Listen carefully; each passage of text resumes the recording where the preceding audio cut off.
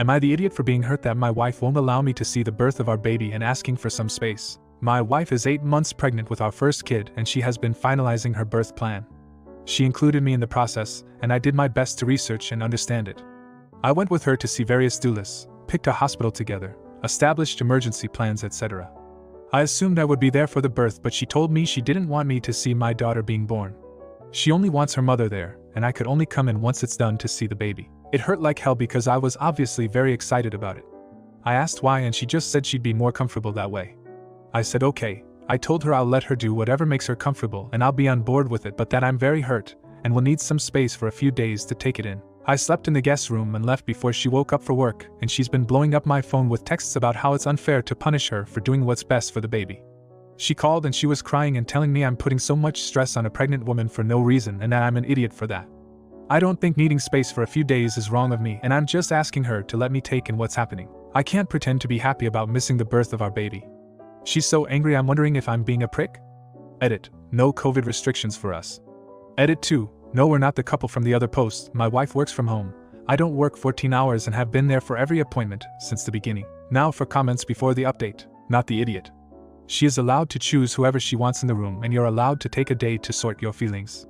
You didn't abandon her. You took space to organize your thoughts. Sometimes it's best to be quiet for a bit instead of saying something mean or not thought out.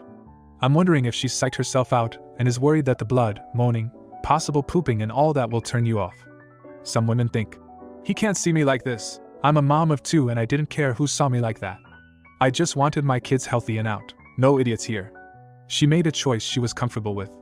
That's fine. You are, understandably, hurt by this because seeing your child be born is a once-in-a-lifetime opportunity.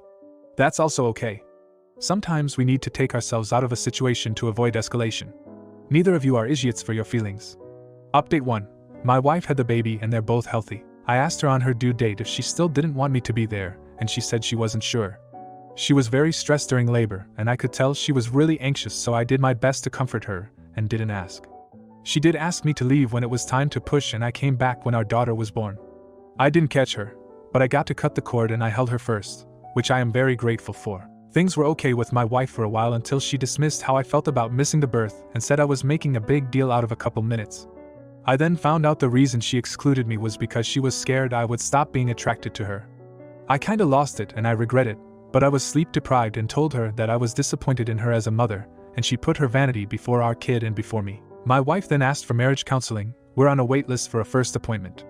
We've been very cold towards one another when we're alone, and we will probably fight soon again. I know it's not the best way to be when we have a newborn, but I can't help but blame her for this situation. I will be going back to work soon, so I'm hoping the distance work gives me from her will help me calm down and gather the strength to be more mature about it all. Update 2. Wife and I separated for a couple months but decided to work on our marriage. Bigger issues rose to the surface in marriage counseling, and the wife did apologize for keeping me out of the delivery room, although she affirmed in the same sentence that if we have a second child, she'd ask me to stay outside again. She just will not trust me to not lose attraction to her. I had never realized just how deeply insecure she is about her looks and how it affects every part of her daily life. She's a pretty woman and she always acted very confident, but it was mostly a facade that completely crumbled with the pregnancy. We ran into some issues with breastfeeding related to that, where she would eat very little to lose the pregnancy weight, and it caused her to produce less milk, consequently stressing her and the baby out more. I begged her to postpone her diet until our baby is a little older, but it was so important for her to lose weight first. I tried supporting her, but I was going through my own struggles and I couldn't understand how she could put that over the health of our baby. We're determined to make our marriage work, and I'm going to do my best to understand her struggles with self-image. I've come to accept that seeing the birth of any child I have with her will not be possible. No idiots here. This is a tough one. Diet culture is a disease and you're married to a long-term case. Try this one on for size. What if you replace attractiveness and vanity and how attractive she is with her control over her body? She didn't want you in the room for the birth because she wanted to retain a sliver of control over her body and how it's seen. She doesn't want to eat enough to breastfeed easily because she wants to regain control over how her body is shaped. Does that give you a little more insight? You're the idiot. And you're a bad husband. You seem to think giving birth is special magical bonding time for you and the baby, and it isn't. It is your wife's painful, excruciating medical procedure. It's fine that you're hurt that you didn't get to be there. We all feel hurt or angry about things we know logically are unreasonable. What's not fine is you are making it her problem. Be an adult and take responsibility for your own problems. If she can't exercise her bodily autonomy without you throwing months-long tantrums, then you don't actually believe she deserves bodily autonomy. You think her body exists for your wants, and not her own. Your equal right to the baby starts after it is no longer inside her. Now for the next story. Would I be an idiot if I don't invite my sister-in-law to my birthday? I, 17, female, have a sister, Casey, 22, female, and a stepbrother, Duncan, 23, male. He is dating Sakura, 23, female, and they had a baby at the start of January. A precious girl. Casey and I get along pretty well. She is a bit complicated, but she is a great sister, and I love her. I was never really close with Duncan as my sister didn't like him very much, and he also went to live abroad as soon as he turned 18. But he was always very nice with the both of us. Casey has always had self-esteem issues since she was pretty young. Honestly, both of us are pretty normal looking, a bit on the chubby side. My sister has always had trouble with that and would make fun of prettier girls talking about how they're probably stupid and stuff. The thing is, Sakura is a model, literally. You know those girls that you look at in a magazine and are like, damn, I wish I was her? That's literally Sakura. So my sister never liked her, although she is a really kind girl. She also had a wonderful pregnancy and a very easy baby. I hate to use this term, but she bounced back extremely fast after pregnancy. A week in and she was in a bikini looking like a goddess with her new baby. My sister hates it. She hates her. She is super jealous and keeps on talking about how it's unfair that girls like Sakura have everything easy, and my mom hates her because my sister hates her. My family has always been big on celebrations, and my 18th birthday is coming, which is a huge deal for them, and my mom and my sister are insisting I don't invite Sakura. They want me to invite Duncan, just not her, and I'm a bit torn. I love my sister, and I would never want to do something to make her feel insecure. On the other hand, it feels wrong to just exclude her, especially because her whole family is in Japan, so she only has my stepbrother here. They're also both families, so I don't know what to do, but my mom and sister are pressuring me a lot, and I don't want to make them feel bad. Would I be the idiot if I don't invite her? Now for comments before the update. You're the idiot. You seem like a person who is absolutely not an idiot, and this can be a moment to prove that, and do what's right. I am sorry your sister is insecure, and your mother enables the resulting poor behavior. But Sakura is not at fault, and has done nothing to deserve this snub, and you seem to know that as well. You know what's right, and I hope your sister is able to work through her insecurities, not the idiot. I'm sorry for your predicament. Personally, I wouldn't want to make my mom angry, so I would just opt to not have a party at all and plan an outing with only friends. If I had a bigger backbone at that age, I wish I did, but I didn't. I would have told my sis and mom to grow up and get over it. I can invite whomever I want. If they don't like it, they don't have to come. Update. To make it short, things didn't go well at all, and I'm not talking to my sister. I ended up throwing the party. It was this like barbecue thing with friends and family. I had a private talk with Casey and my mom beforehand to ask them to please not say anything mean, so yes, I ended up inviting both Duncan and Sakura. And baby. First they said they weren't sure, but ended up coming, and the family got to meet the baby.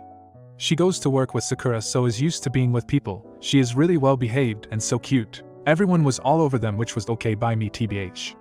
Obviously my sister and my mom couldn't shut up. They wouldn't say anything in front of her, but at first it was making fun of the baby's name. It's such a short and cute name. Nothing weird or embarrassing. Then about how weird it was that Duncan was doing girl things, which was literally changing diapers and carrying those purses with stuff the baby needs. Then it was the same mean comments about Sakura, and things got real awkward when people started asking about her job, and she mentioned a few photo shoots that week. Duncan wouldn't stop gushing about this big thing she was gonna do soon too. It was cute, but both my mom and sister were fuming. I did try to stop them whenever I heard, but I was also in my party talking with everyone. Everything went south when we were in the kitchen, and my sister made a disgusting comment to my mom saying something like the baby was going to be pretty but stupid, like Sakura. Can't remember the exact words, but basically that, and I'm sure Sakura heard. A few minutes later Duncan came and told me that Sakura had a stomach ache, so they would leave, and didn't say anything else. I didn't say anything at the moment, but had a huge fight with both Casey and mom after the party, and haven't been talking to Casey since then. I still live with my mom. It sucks because Casey is my sister after all, and I freaking miss her, but that was so disgusting. I don't know what will happen. I really don't, and I hate it. I did try to bring it up on a call with Duncan once, but he said I don't need to say anything. They're both okay with me though, as far as I know. They also didn't say anything to anyone, so yeah, that's all I guess. Not the idiot. You know, this situation is just bullying. You hear about pretty mean girls bullying the ugly / overweight / unpopular girls all the time, and the fact Sakura is better looking than them both doesn't make their behavior any different or okay. I salute you for having a spine and standing up to them. I'm sure it's not easy living with them in that atmosphere. As unpleasant as it probably feels right now, I guarantee you your mom isn't doing your sister any favors by following her insecure tantrum. and your sister will have a rough future ahead of her if she doesn't control her bitterness and jealousy. Please stay strong and learn from your sister's mistakes. You're doing so great, OP. Now for the next story. Am I the idiot for emailing my fiancé's dad about her DNA results? I, male 35, secretly emailed my fiancé's, female 31, biological father, who is adopted and had no links to his real family, to inform him that his family had been found through her 23andMe test results. 3 years ago she bought 23andMe tests for us, her parents, mom and stepdad, and my parents. This was a deeply meaningful gift because my 5 older brothers have tormented me all my life with claims that I was adopted or that our dad wasn't my dad since I don't look like everyone else in the family. I'm tall with red hair, so it really healed an old wound to get definitive proof that our parents are both my parents. What we weren't expecting was for results for her biological father's family to show up. She wasn't expecting to find many familial connections because she's first-generation American. Initially there was a third cousin connection on her paternal side, and over the last couple of years it's grown into a practical family tree. I knew that she had stopped speaking to her dad over 10 years ago because the most he did for her was sporadically remember to call on her birthday. She explained her reasons for not wanting to give him the information, but they honestly didn't sit well with me. I tracked down her dad's email address in her contacts list and sent him the list of his known relatives. I completely forgot about it until her mom saw a social media post about him finding his family, and told my fiancé. She was very emotional as she told me about the phone call with her mom but said she was happy for him. She made a comment about how we didn't have anything to do with it. So I confessed to what I had done. She was furious, and this has created a major issue in our relationship. Am I the idiot for sending her dad, who is adopted, her test results that identified his biological family? No update for this story, so here's the comments. You're the idiot. And honestly, I hope she sees this as the red flag it is. You've decided that if you disagree with her about things that are entirely not your business, you'll go behind her back and do what you want, regardless of what she wants. Everyone sucks here. I get why your fiancé doesn't want contact with her dad, but nothing you did will force contact between them. You shared information with your father-in-law that could greatly improve his life, and won't impact your fiancé. I don't think it's wrong to care about your in-laws, but making your fiancé feel like you take their side over hers will cause rifts between you. If this had been something that forced your fiancé to have contact with her dad, I'd get everyone's reactions, but that's not what you did.